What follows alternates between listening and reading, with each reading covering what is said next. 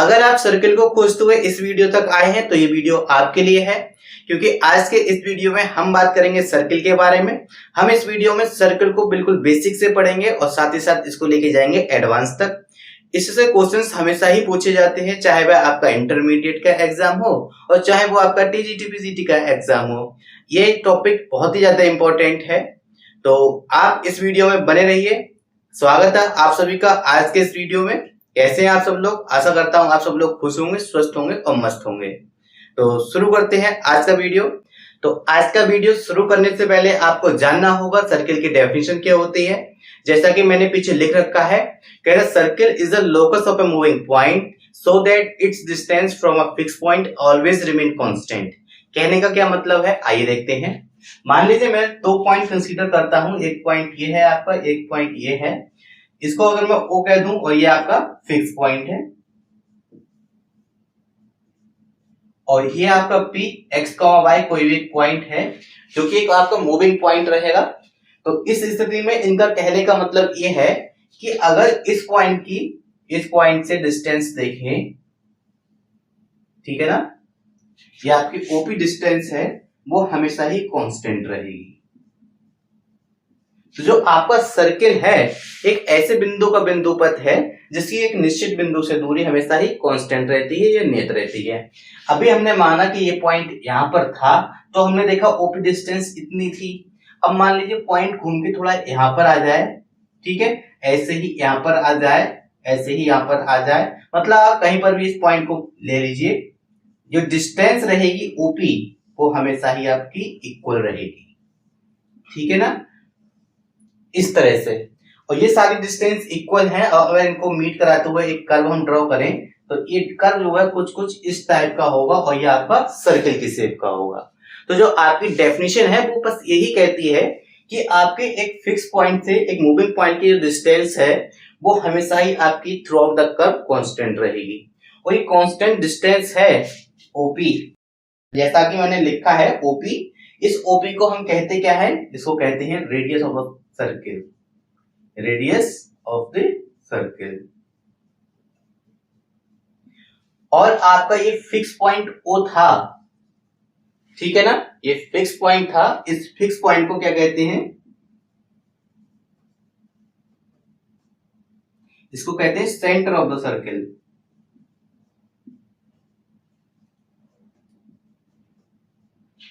अब आप लोगों ने बहुत सारा पढ़ा होगा सर्किल के बारे में, आप जानते होंगे इक्वेशन ऑफ द सर्किल क्या होता है, जैसे कि x² + y² = r² होता है, ठीक है। तो वो चीज आती कहां से है वो मैं आपको समझाना चाहता हूं।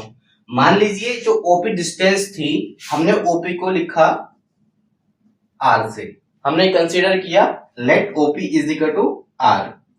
अब OP = r है, इसका मतलब ये भी होगा कि यहां से अगर मैं दोनों तरफ स्क्वायर करूं, OP² इक्वल होगा किस चीज के, r² के, ठीक है ना। मैंने कुछ भी नहीं किया, ये कांस्टेंट डिस्टेंस थी, उसको मैंने अज्यूम किया r और दोनों तरफ स्क्वायर कर दिया।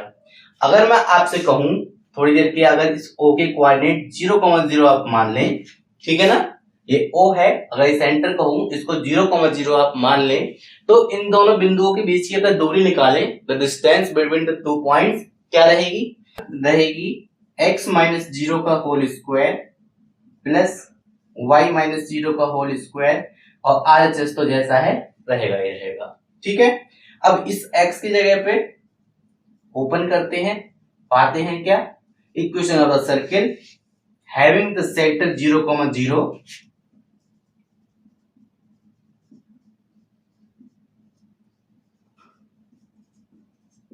And radius r।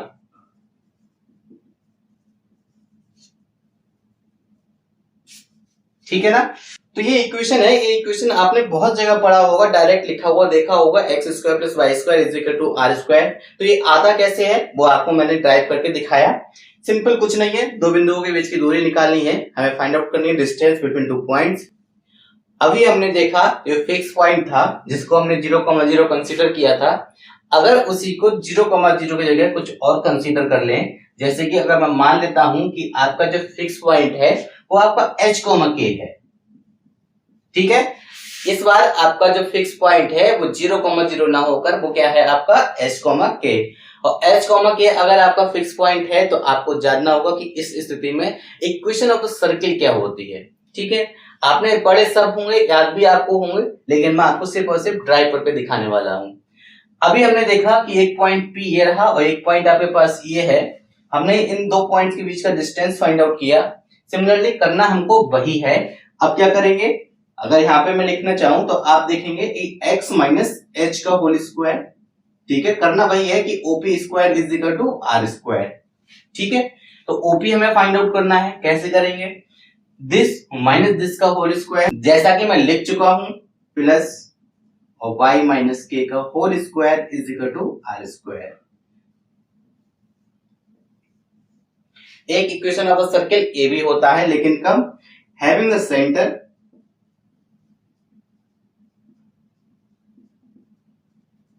h comma k and radius r। आपने देखा मैंने आपको दो इक्वेशंस लिखाए थे, एक तो x square plus y square is equal to r square है, और एक एक्स माइनस एच का whole square plus y minus k का whole square is equal to r square है। तो इन दोनों में डिफरेंस क्या है, डिफरेंस आप देख पा रहे होंगे। इस वाले इक्वेशन में आपका सेंटर ऑफ द सर्किल जो है आपका क्या रहेगा, 0,0 रहेगा। रेडियस एज इट इज, इसमें भी आर है और इसमें भी आर है, तो मैंने यहाँ पर भी आर से कंसीडर किया है और यहाँ से भी मैंने आर से कंसीडर किया है। लेकिन प्रॉब्लम ये है, यहाँ पर आपका सेंटर 0,0 हो जाएगा, लेकिन यहाँ पर सेंटर आपका h के होगा। ठीक है, सिर्फ इतना ही अंतर है, आपका सेंटर h के ये गिवन है। और आपसे ये क्वेश्चन तभी पूछे जाएंगे जब आपको डायरेक्ट ही तो सेंटर दे दिया होगा और आपको रेडियस दे दी होगी और आपसे इक्वेशन ऑफ द सर्किल पूछा जाएगा, तब आपको इसमें इस्तेमाल करना है h और k को, और r को रिप्लेस कर देना है और आपको इक्वेशन ऑफ द सर्किल मिल जाएगा। अब हम इसमें आगे बात करते हैं अपने अगले इक्वेशन के बारे में। वो क्या है, the equation of a circle when ends of the diameter are given. कहने का मतलब क्या है, इनका कहने का मतलब है, मान लीजिए आपके पास एक सर्किल है इस तरह से, ठीक है, और कोई एक डायमीटर है इसका, ये इसका सेंटर हो जाएगा। अब एंड ऑफ द डायमीटर का मतलब है कि ये डायमीटर है, इसके एंड्स दिए हुए हैं, मान लीजिए आपका ये P है और ये आपका Q है। इसके कोऑर्डिनेट कंसीडर कर लेते हैं, x1 y1 है और इसके कोऑर्डिनेट x2 और y2 है, ये हमने कंसीडर कर लिए। तो इस केस में ये पूछना चाह रहे हैं कि इस केस में इक्वेशन ऑफ द सर्किल क्या होगा जब आपको ends of the diameter given होंगे। तो इस केस में जो इक्वेशन ऑफ द सर्किल होता है वो ये होता है कि x minus x1 into x minus x2 plus y minus y1 into y minus y2 is equal to 0। आपको डायरेक्ट याद रखना है इस इक्वेशन को, क्योंकि ये एज अ फार्मूला आपसे पूछी जाती है, इस पर बेस्ड क्वेश्चंस बहुत ही कम आते हैं। कभी कभार आपसे क्वेश्चंस पूछेगा, लेकिन आपसे ये है एग्जैक्ट फॉर्म में पूछेगा कि इसकी एग्जैक्ट फॉर्म क्या है। हालांकि ऐसा नहीं है कि आपको end of the diameter given हो और आप क्वेश्चन को सॉल्व ना कर पाए, लेकिन अगर वो आपसे कहेगा कि आपको इसी फॉर्म में बताना है, तब आप इस फॉर्मूले का इस्तेमाल कर सकते हैं, अदरवाइज इसकी कोई भी जरूरत नहीं पड़ती है। अब तक हम लोगों ने इसमें तीन टाइप के इक्वेशन ऑफ द सर्किल को पढ़ा, लेकिन अभी इसमें एक चीज और है, वो है पैरामीट्रिक कोऑर्डिनेट्स।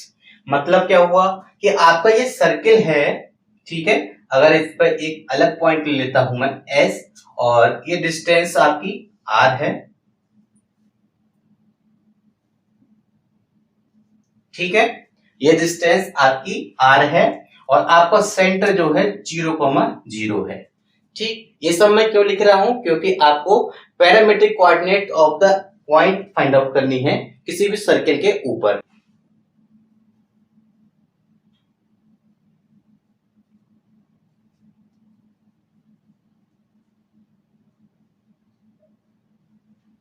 तो हमने देखा कि हमारे पास एक सर्किल है जिसका सेंटर क्या है 0,0 और उसकी रेडियस क्या है R है। ठीक है, तो यहां पर मैं लिखता हूं सर्किल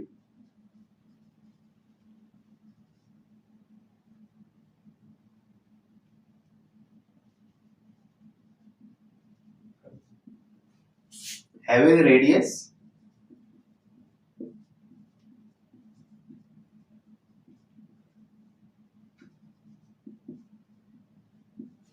अगर किसी सर्किल का सेंटर 0,0 है और उसकी रेडियस r है तो इस केस में जो पैरामीट्रिक कोऑर्डिनेट्स होंगे किसी भी पॉइंट के ऑन द सर्किल वो क्या होंगे। मान लीजिए अगर कोई पॉइंट s मैंने x, y कंसीडर किया तो इसके अगर मैं पैरामीट्रिक कोऑर्डिनेट लिखूं तो x, y जो है वो इक्वल होगा इस चीज के r cos theta, r sin theta. क्योंकि पैरामीट्रिक कोऑर्डिनेट्स का मतलब यही है कि आपको पैरामीटर चेंज करना है। कार्टेशियन फॉर्म की बात करते हैं मतलब हम x और y की बात कर रहे हैं, अगर हम पोलर की बात करेंगे मतलब हम r और थीटा की बात कर रहे हैं। तो वही है कि हमने पैरामीटर को चेंज किया थीटा में, हमें थीटा के टर्म्स में इसको लिखना है, पैरामीटर हमने चेंज किया है तो इसको x, y को लिख सकते हैं r cos थीटा और r sin थीटा। आप सोच रहे होंगे ये चीजें आती कहां से हैं, ठीक है ना, r cos थीटा और r sin थीटा। तो इसको समझने के लिए एक छोटा सा सर्किल और ड्रॉ करते हैं। हम देखते हैं कि मान लीजिए ये आपका x एक्सिस है और ये आपका y एक्सिस है, ठीक है। तो अगर हम कोई भी पॉइंट कंसीडर करते हैं, ये पॉइंट आपका है P x, y, ठीक है।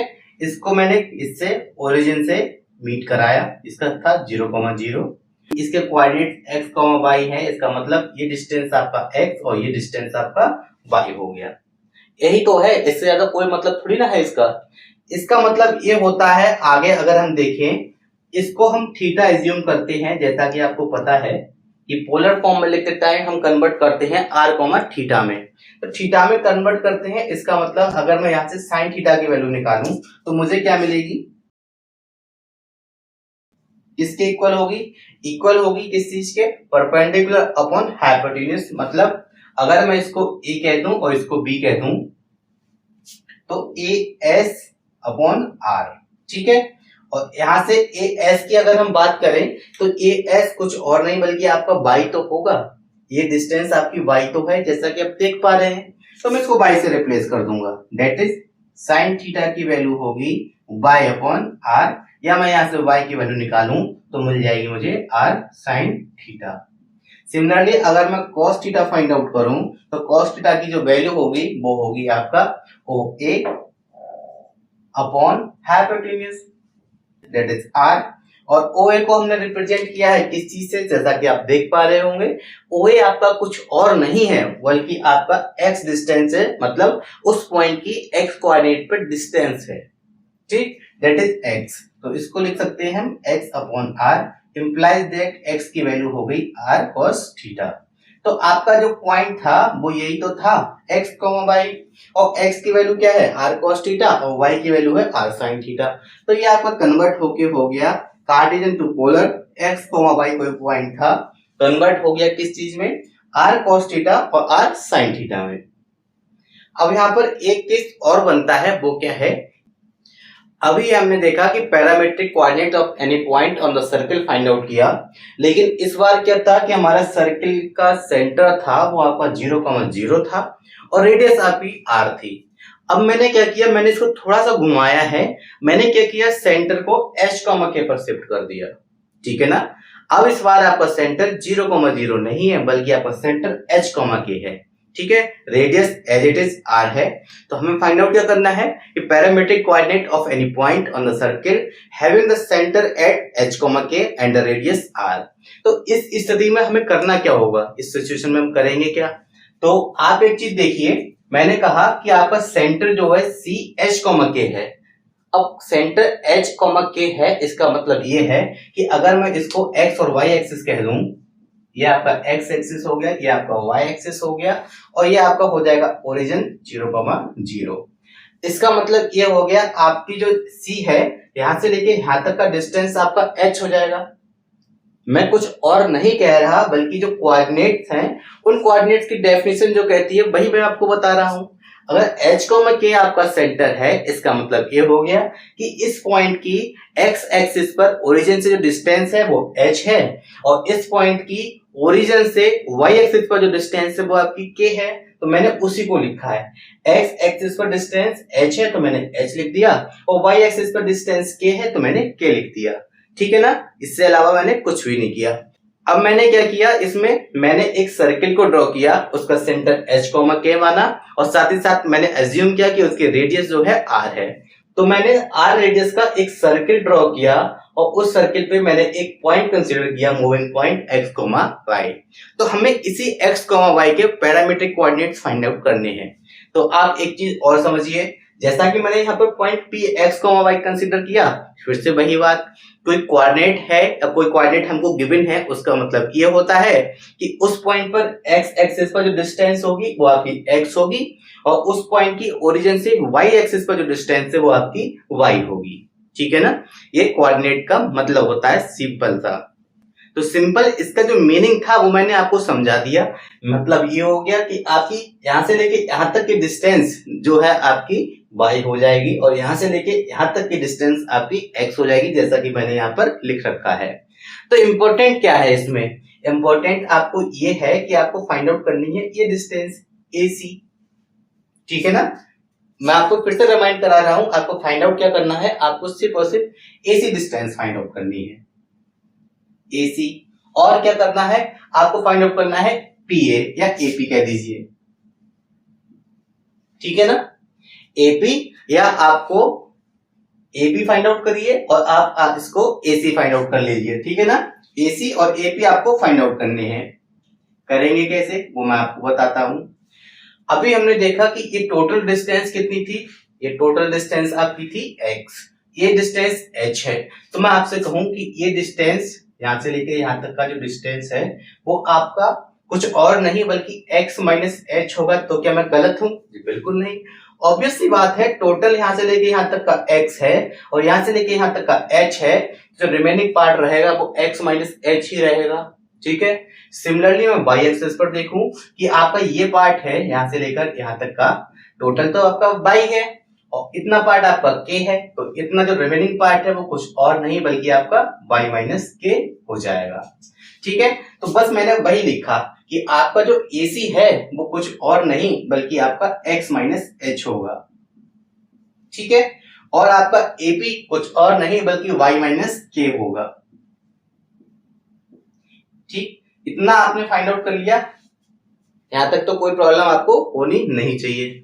अब सिमिलरली जैसा कि हमने इसमें काम किया वो काम इसमें भी कर लेते हैं। वो क्या कि अगर मैं इसको थीटा अज्यूम कर लूं तो मैं पाऊंगा क्या कि अगर यहां से साइन थीटा की वैल्यू निकालूं तो साइन थीटा की वैल्यू क्या होगी, यहां से साइन थीटा की वैल्यू होगी sine theta is equal to आपका होगा परपेंडिकुलर अपॉन हाइपोटेन्यूस, मतलब AP अपॉन R।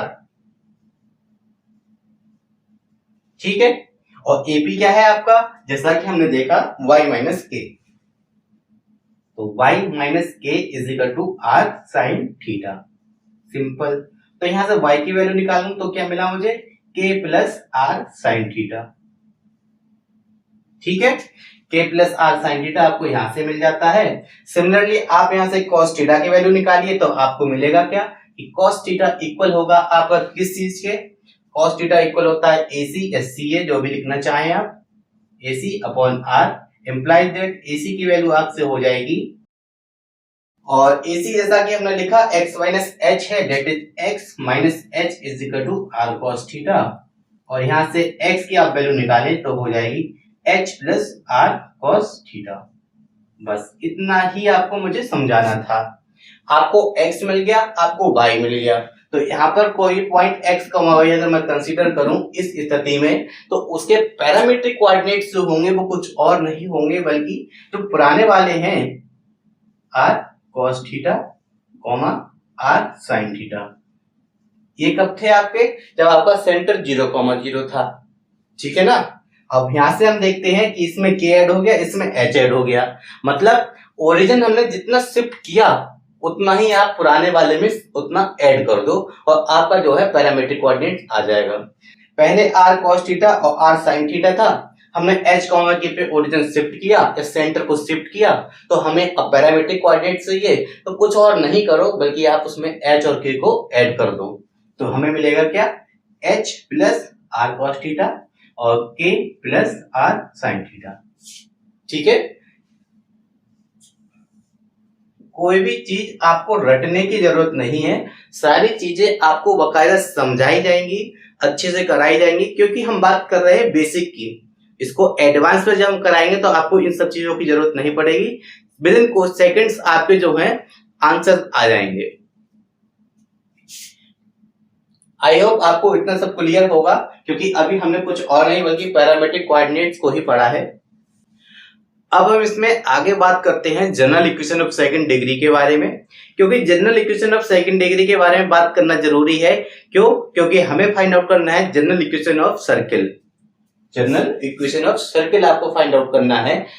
तो general equation of circle find out करने के लिए आपको पहले general equation of second degree का पता होना चाहिए। ठीक है, जनरल इक्वेशन ऑफ सर्किल मतलब व्यापक समीकरण, वृत्त का व्यापक समीकरण।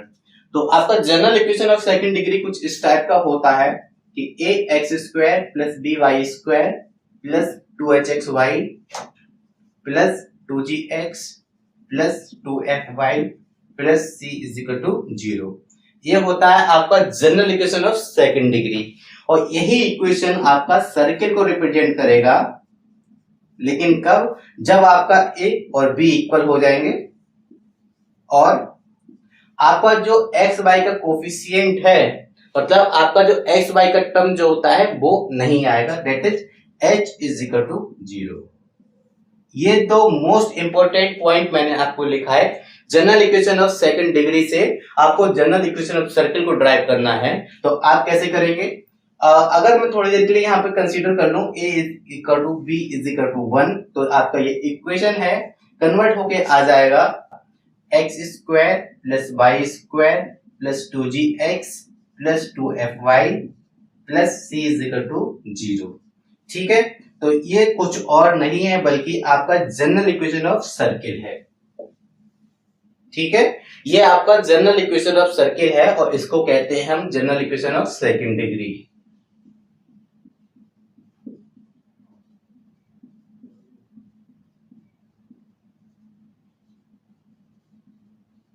और ये general equation of second degree circle को रिप्रेजेंट करेगा।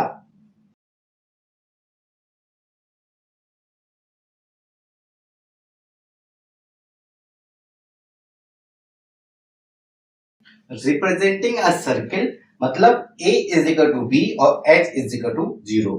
क्वेश्चन आपका इन दो पॉइंट से बनता है कि general equation of second degree कब आपके सर्किल को रिप्रेजेंट करेगा, तो उसकी कंडीशन होगी a is equal to b और h इज इक्वल टू 0। ठीक है, तो आपने देखा कि general equation of second degree से हमने जनरल इक्वेशन ऑफ सर्किल को ड्रॉ किया।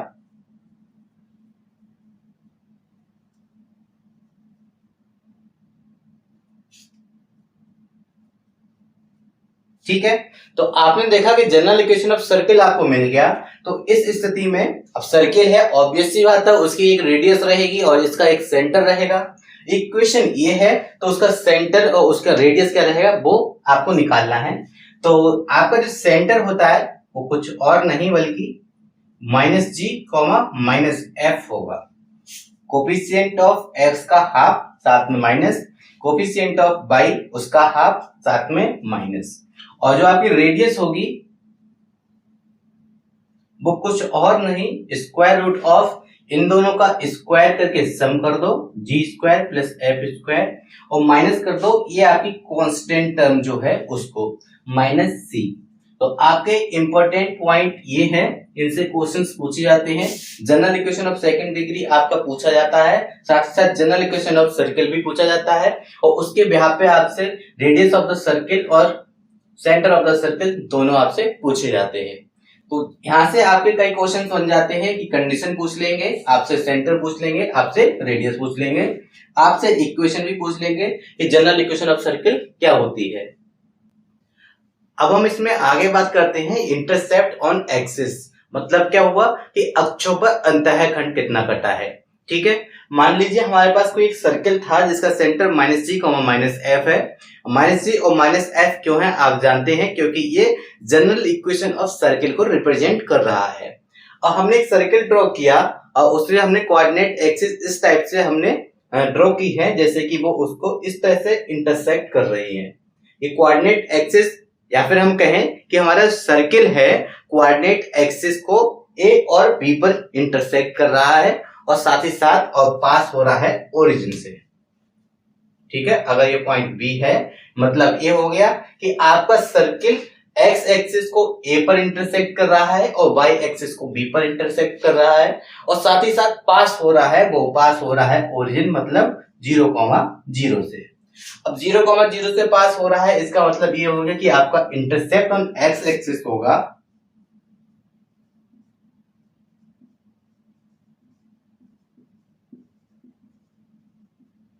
कितना होगा, तो आपका इंटरसेप्ट ऑन एक्स एक्सिस कुछ और नहीं बल्कि ओ ए तो होगा, ठीक है ना।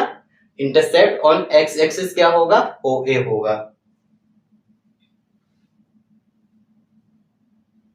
और इसकी वैल्यू किसके इक्वल होती है, तो ये आपकी ओ ए है ना, ये इक्वल होगी square root of g square minus c और एक 2 पहले लगा देना है, ठीक। और हम यहाँ पर बात कर रहे हैं जनरल इक्वेशन ऑफ सर्किल के बारे में, मतलब हम बात कर रहे हैं x square plus y square plus 2gx plus 2fy plus c is equal to 0 के बारे में, ठीक है। हम जनरल इक्वेशन ऑफ सर्किल की बात कर रहे हैं कि वो सर्किल एक्स एक्सिस को ए पर इंटरसेक्ट कर रहा है और वाई एक्सिस को बी पर इंटरसेक्ट कर रहा है, साथ ही साथ पास हो रहा है ओरिजिन 0,0 से। तो जो आपका इंटरसेप्ट ऑन एक्स एक्सिस होगा ओ ए होगा इक्वल होगा 2 times square root of g square minus c. Similarly हम बात करें ओबी की, मतलब intercept on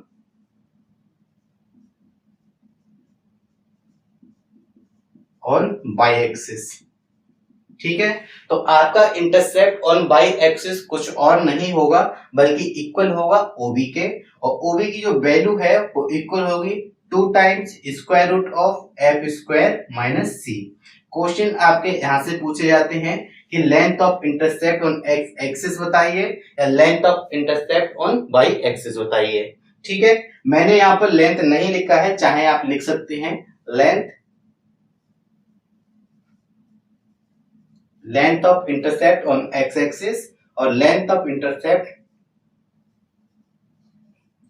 on y axis. तो उनकी वैल्यू क्या होगी, 2 times g square minus c square root of और 2 times square root of f square minus c. ये होंगे length of intercept on x axis and length of intercept on y axis. तो अभी हमने देखा कि हमारा सर्किल था एक्स और वाई एक्सिस पर इंटरसेक्ट कर रहा था, ठीक है, इंटरसेक्ट कर रहा है। और एक्स और वाई एक्सिस को अगर इंटरसेक्ट कर रहा है इसका मतलब उस पर इंटरसेप्ट बन रहे होंगे। तो क्या मेरा सवाल आपसे ये है कि ये हमेशा यही पोजीशन रहेगी या कुछ स्थिति इसकी चेंज हो सकती है, तो आप कहेंगे कि हाँ इसकी स्थिति चेंज हो सकती है। वो कैसे, कि हो सकता है कि आपका जो है सिर्फ एक्स एक्सिस को इस तरह से टच कर रहा हो, ठीक है, या फिर वाई एक्सिस को इस तरह से टच कर रहा हो सकता है दोनों को टच कर रहा हो, या ऐसा भी हो सकता है कि ये इस तरह से इनको इंटरसेक्ट भी कर रहा हो। मतलब एक्स एक्सिस और वाई एक्सिस को ए और बी पर इंटरसेक्ट तो करेगा, साथ ही साथ इस बार वो ओरिजिन से पास नहीं होगा। तो ये अगले केसेस बनेंगे जिनके बारे में हम आगे बात करने वाले हैं। आइए देखते हैं जिन केसेस की हमने अभी बात की थी उन्हीं के बारे में हम बात करेंगे। तो सबसे पहला है कि if the circle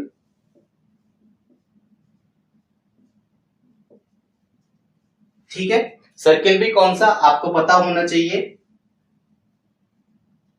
x square plus y square plus 2gx plus 2fy plus c is equal to 0, ठीक है। तो इसमें आपके केसेस बनेंगे, वो ये बनेगा पहला कि टचेस एक्स एक्सिस, मतलब वो एक्स एक्सिस को टच कर रहा है, तब आप कंडीशन बताइए क्या रहेगी। हम यहाँ पर देख पा रहे हैं कि हमारा सर्किल, अगर इसको ओरिजिन कह दूं, ये एक्स एक्सिस को टच कर रहा है इस पॉइंट पर, तो इसकी भी कंडीशन होती है कि किस स्थिति में ये टच करेगा। तो टचेस एक्स एक्सिस, क्या कंडीशन होगी इसकी, एक और बनती है कि टचेस वाई एक्सिस,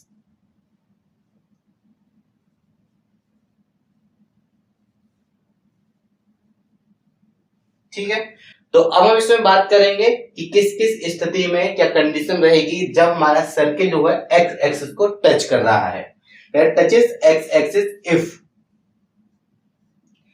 आपका जी स्क्वायर इक्वल होगा किस चीज के, सी के। अगर जी स्क्वायर सी के इक्वल होगा मतलब कोफिशिएंट ऑफ एक्स का हाफ का स्क्वायर करें वो सी के इक्वल हो जाए, तब हम कहेंगे कि हमारा सर्किल है वो एक्स एक्सिस को टच करेगा। सिमिलरली हम बात करें वाई की, कि टचेस वाई एक्सिस इफ, अगर आपका एफ स्क्वायर इक्वल हो जाए सी के, मतलब कोफिशिएंट ऑफ वाई का आधा उसका स्क्वायर करें वो अगर सी के इक्वल हो जाए, तब हम कहेंगे जो हमारा सर्किल है वो आपका वाई एक्सिस को टच करेगा। तो आपसे क्वेश्चंस यही से पूछे जाते हैं कि कब आपका वाई एक्सिस को टच करेगा और कब आपका एक्स एक्सिस को टच करेगा, उसकी कंडीशन क्या रहेगी वो आपसे पूछ ली जाती है, जैसा कि मैंने लिख चुका हूं। और इसके अलावा इसमें एक केस और बनता है। अभी तो हमारा सर्किल जो था सिर्फ एक्सिस को टच कर रहा था, लेकिन अब हमारा सर्किल जो है कुछ इसको इंटरसेक्ट भी करेगा दो रियल पॉइंट्स पर, मतलब इसकी स्थिति थोड़ी सी चेंज हो जाएगी।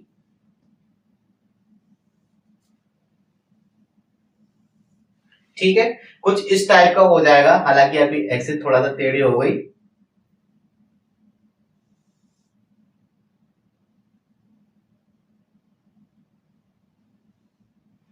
अगर मैं इसको y एक्सिस कह दूं, इसको x एक्सिस कह दूं, तो हम यहां से एक चीज पाते हैं कि हमारा जो सर्किल है वो x एक्सिस को अब a और b पर इंटरसेक्ट कर रहा है और y एक्सिस को c और d दो पॉइंट्स पर इंटरसेक्ट कर रहा है। तो ये आपसे कंडीशन पूछेंगे, वो क्या रहेगी, आपसे ये कहेंगे कि if the circle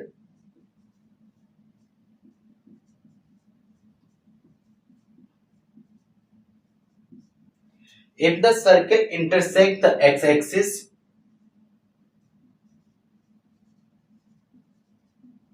at two real point,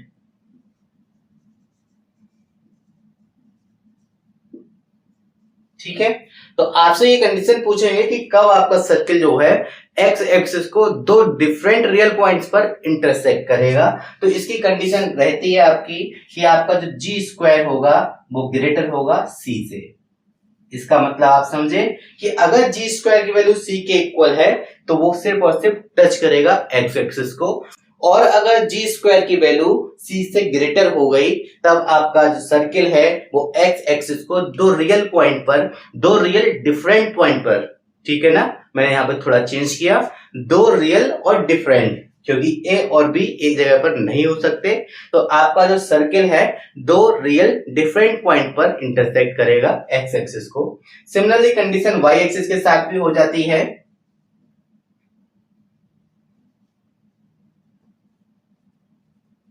ठीक है, तो यहां पर मैं इसको थोड़ा शॉर्ट में लिख देता हूं कि आपका सर्किल जो है इंटरसेक्ट करेगा वाई एक्सिस को at two different real points. उसकी कंडीशन क्या रहती है, तो उसकी कंडीशन रहती है कि आपका जो एफ स्क्वायर है, एफ स्क्वायर उसकी वैल्यू सी से ग्रेटर हो जाए। ठीक है, अगर आपका एफ स्क्वायर की वैल्यू सी से ग्रेटर हो जाती है, इस स्थिति में आपका जो सर्किल होगा वो वाई एक्सिस को दो डिफरेंट पॉइंट पर इंटरसेक्ट करेगा। ठीक है, तो कंडीशन ये होती है कि कब आपका सर्किल एक्स एक्सिस और वाई एक्सिस को टू डिफरेंट रियल पॉइंट्स पर इंटरसेक्ट करता है। तो आपकी कंडीशंस हैं कि g square is greater than c and f square is greater than c. अब हम इसमें आगे बात करते हैं कि हमारे कंसेंट्रिक सर्किल का कॉन्सेप्ट क्लियर करना है। तो जैसा कि आप इसके मतलब समझ पा रहे होंगे, इसके मीनिंग जो है कंसेंट्रिक का, कि आपका सर्किल का जो सेंटर है वो एक है। कंसेंट्रिक सर्किल मतलब आपके पास दो सर्किल हैं और दोनों के जो सेंटर हैं वो सेम है। दैट इज, जैसा कि मैंने यहाँ पर दो डायग्राम बना रखे हैं, दो सर्किल को ड्रॉ किया है, हालांकि मेरी ड्राइंग उतनी अच्छी नहीं है। ठीक है, तो इसका जो सेंटर है, दोनों का सेंटर वो एक ही होगा, और क्या होगा उसके बारे में बाद में बात करेंगे। पहले कुछ और क्लियर करते हैं। पहले हम कंसीडर करते हैं इस वाले इक्वेशन को, या फिर किसी एक सर्किल का इक्वेशन आप कंसीडर कर लीजिए। मैं मान लेता हूं कि let x square plus y square plus 2gx plus 2fy plus c1 is equal to 0। ठीक है, आप C1 किसी को भी कह दीजिए, तो आप मान लीजिए ये वाला सर्किल का इक्वेशन ये है, या आप मान लीजिए अंदर वाले सर्किल का इक्वेशन ये है। मतलब किसी एक सर्किल का इक्वेशन आपका ये वाला है, तो आपसे कहा जाएगा कि इसके रेस्पेक्ट में आपको कंसेंट्रिक सर्किल फाइंड आउट करना है, तो उसका इक्वेशन क्या रहेगा?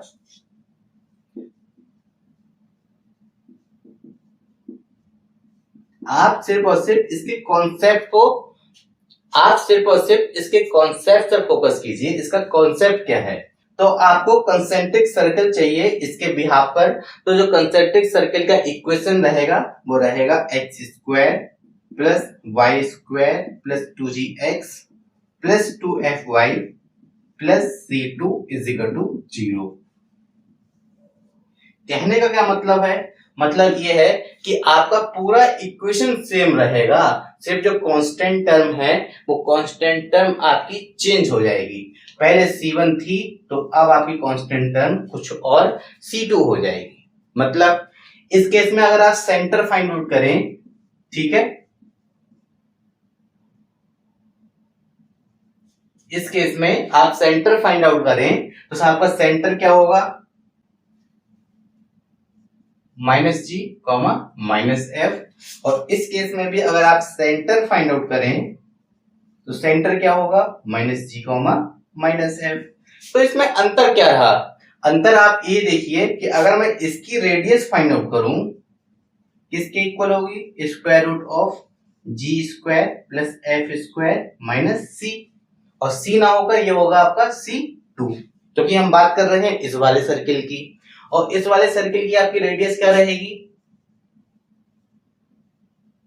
Square root of g square plus f square minus C1, ठीक है, क्योंकि इसका C1 है। तो इन दोनों की रेडियस अलग हो गई, यहां पर कुछ C2 है, यहां पर कुछ C1 है। तो देखा जाए दोनों की रेडियस अलग हैं, पर उनके जो सेंटर हैं वो दोनों की सेंटर सेम है, -g, -f। तो ये कॉन्सेप्ट होता है कंसेंट्रिक सर्किल का, मतलब दो ऐसे सर्किल जिनके सेंटर सेम है बट उनकी रेडियस अलग अलग है, कंसेंट्रिक सर्किल कहलाते हैं। और कंसेंट्रिक सर्किल के इक्वेशन में सिर्फ और सिर्फ कांस्टेंट टर्म जो होता है वो आपका अलग होता है, बाकी सारा इक्वेशन सेम रहता है। अब हम इसमें आगे बात करते हैं एंगल बिटवीन टू सर्कल्स। ये बहुत ज्यादा पूछा जाता है, ये कराना आपको बेहद जरूरी है। तो let x square plus y square plus 2g1x plus 2f1y plus c is equal to 0, ठीक है, and x square plus y square plus 2g2x plus 2f2y plus c2 is equal to 0। मैंने दो इक्वेशन ऑफ सर्किल लिए, एक circle मेरा ये है और एक सर्किल मेरा ये है। मुझे इन दोनों सर्किल के बीच का एंगल फाइंड आउट करना है कि ये दोनों सर्किल जो हैं एक दूसरे को कहां पर और कितने एंगल पर इंटरसेक्ट करेंगे, ठीक है। इंटरसेक्ट का मतलब हो गया कि इन दोनों के बीच का एंगल कितना होगा। कहने का मतलब इनके टेंजेंट के बीच का एंगल ये हमसे फाइंड आउट करवाना चाह रहे हैं। अगर हम देखें कि इस वाले की बात करते हैं तो इस वाले का जो सेंटर होगा वो क्या रहेगा? -g, -f, 1 1 और लगा दीजिए, और रेडियस रहेगी आपकी, अगर मैं इसको r1 से रिप्रेजेंट कर दूं तो ये होगा square root of g1 square plus f1 square minus c1, ठीक है। वैसे ही अगर मैं बात करूं इस वाले इक्वेशन का, तो इस वाले इक्वेशन में आपका जो रेडियस होगा उसको मैं r2 से रिप्रेजेंट कर देता हूं, और इसकी वैल्यू इक्वल होगी g2 square plus f2 square minus c2, और इसका जो सेंटर होगा वो इक्वल होगा किस चीज के? माइनस का g2 माइनस का f2। तो हमने देखा दोनों सर्किल के सेंटर्स को देखा और दोनों सर्किल के रेडियस को देखा। तो जो अगर हम मान लेते हैं let theta be the angle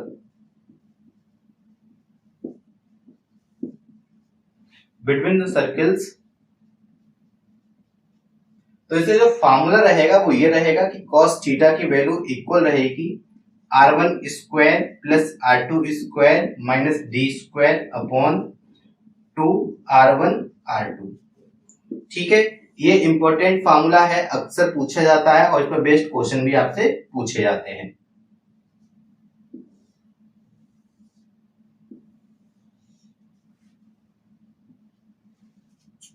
अब आप सोच रहे होंगे ये डी क्या है, क्योंकि डी के बारे में आपको कुछ भी बताया नहीं गया है। तो जो डी है वो आपका कुछ नहीं, d is equal to distance between both the centres.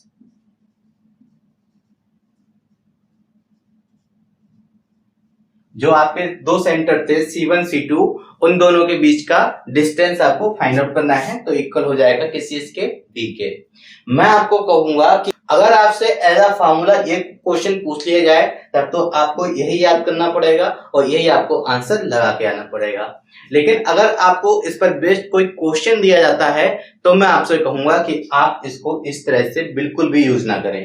क्यों?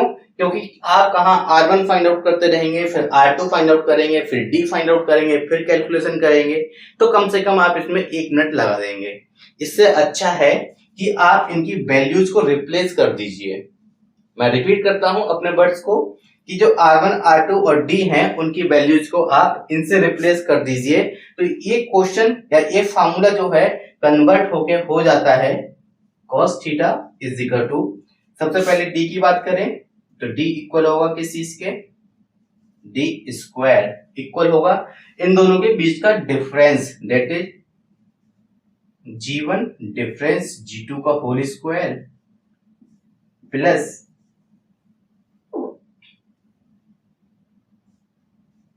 F1 डिफरेंस F2 का होल स्क्वायर।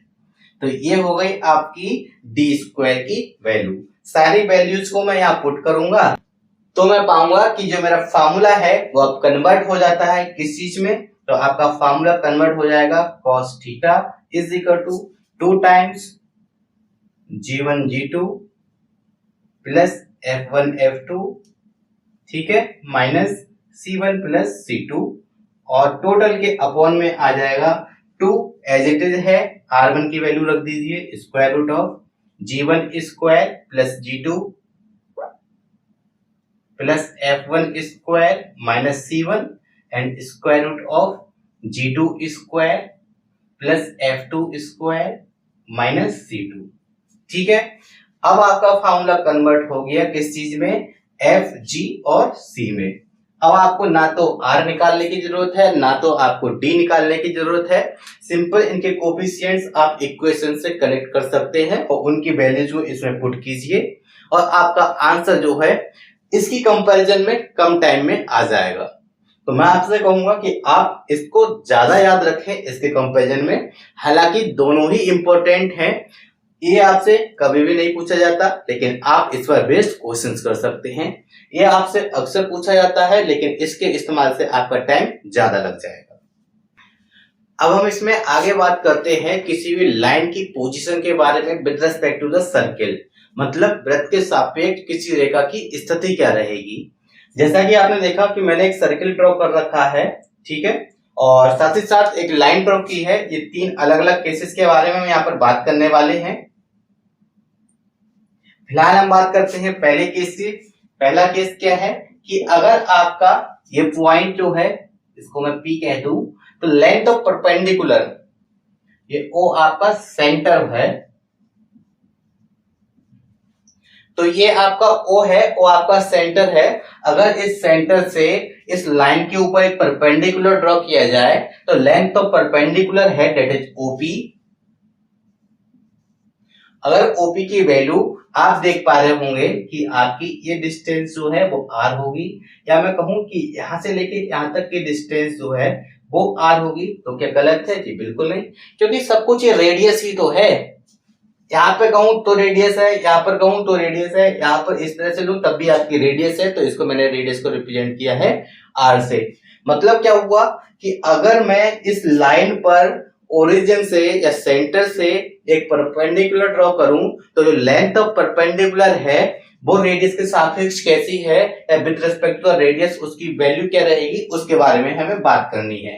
तो एक तरफ मैं R लिखता हूं, एक तरफ लिखता हूं length of perpendicular that is OP।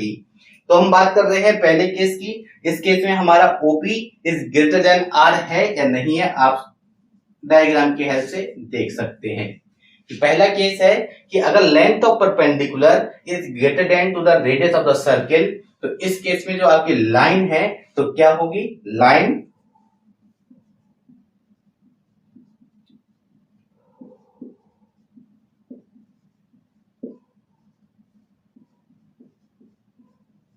तो आपकी जो लाइन है वो आपके सर्किल से बाहर लाई करेगी। जैसा कि आप डायग्राम देख पा रहे हैं, डायग्राम में भी साफ क्या है कि अगर रेडियस को छोटा करना है लेंथ ऑफ परपेंडिकुलर से, तो आपको जो लाइन है वो लाइन आपको सर्किल के बाहर ही लेनी होगी, क्योंकि सर्किल के ऊपर लेंगे तो वो क्या कहलाएगी, लेंथ ऑफ परपेंडिकुलर इक्वल होगा किस चीज के, रेडियस के, जो कि हमारा अगला पॉइंट होगा। ठीक है, पहले तीनों पॉइंट्स लिखते हैं फिर उसमें कंपैरिजन करेंगे। एक क्या है कि OP is equal to r, और तीसरा पॉइंट है हमारा ओपी। ओपी क्या है, लेंथ ऑफ परपेंडिकुलर है, यहां पर मैं मेंशन कर देता हूं।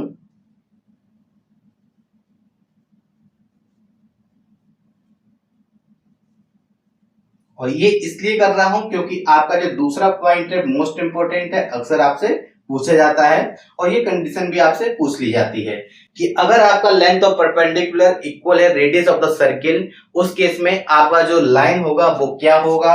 या फिर अगर मैं आपसे कहूं कि आपका length of perpendicular that is OP है,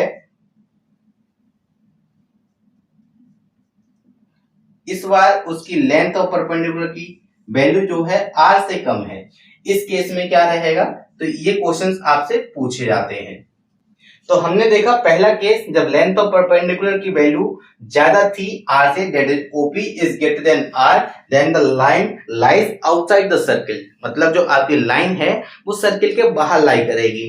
वहीं अगर आपका ये पॉइंट पी थोड़ा सा शिफ्ट करके सर्कमफ्रेंस पर आ जाए, दैट इज ये यहां पर आ जाए, इस केस में क्या होगा, इस केस में ये होगा कि आपका लेंथ ऑफ परपेंडिकुलर है, दैट इज ये वैल्यू जो है इक्वल हो जाएगी किस चीज के, रेडियस के। That is length of perpendicular is equal to radius, that is OP is equal to r. तो जो लाइन है, ठीक है, लाइन क्या होगी, line will be the tangent.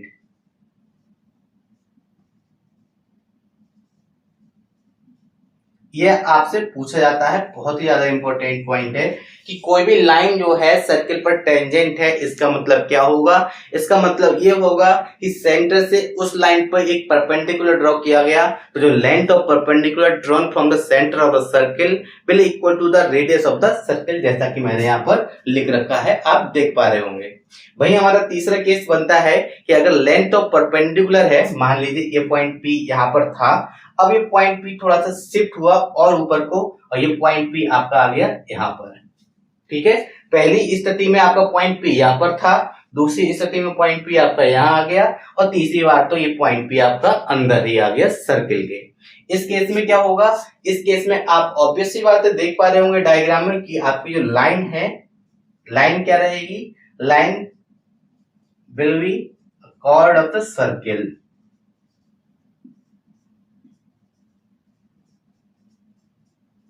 मतलब कि आपकी जो लाइन है वो कुछ और नहीं बल्कि वृत्त की जीवा के जैसे काम करेगी, या मैं कहूं वृत्त की जीवा होगी।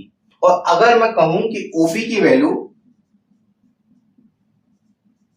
इज इक्वल टू 0 है, तब आपकी जो लाइन होगी, अब आप खुद ही देख सकते हैं, अगर ये पॉइंट पी उठा के यहां पर ही आ जाए इस तरह से, तो ओपी की डिस्टेंस कितनी हो जाएगी, 0। तब आपकी जो लाइन है, लाइन कैसे काम करेगी, लाइन इस तरह से पास होगी, तो line will B diameter of the circle.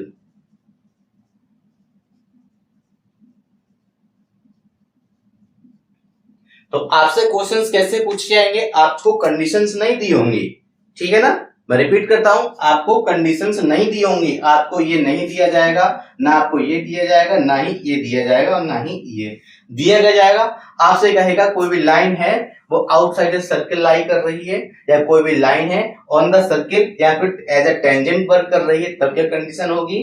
और अगर कोई भी लाइन जो है एज अ कॉर्ड वर्क कर रही है, तब क्या कंडीशन होगी। तो आपको एक कंडीशंस बतानी है, आपको पूछेगा नहीं, आपको कंडीशंस बतानी है। आपसे ये लाइन लिखी हुई होगी, ये लाइन जो है क्या लाइन का वर्क है या लाइन जो है कैसे काम कर रही है। आई होप आपको अब तक समझ में आया होगा। मैंने पूरी कोशिश की है आपको ये सारा प्रोवाइड कराने के लिए। इसमें अभी काफी कुछ रह गया है, मैं कोशिश करूंगा उसको अगले वीडियो में कंप्लीट करा दूं। तो अगर आपको मेरा वीडियो अच्छा लगा हो थोड़ा बहुत भी हेल्पफुल है, तो प्लीज मेरे चैनल को सब्सक्राइब जरूर कर दीजिएगा। Thank you, thanks for watching, thanks lot.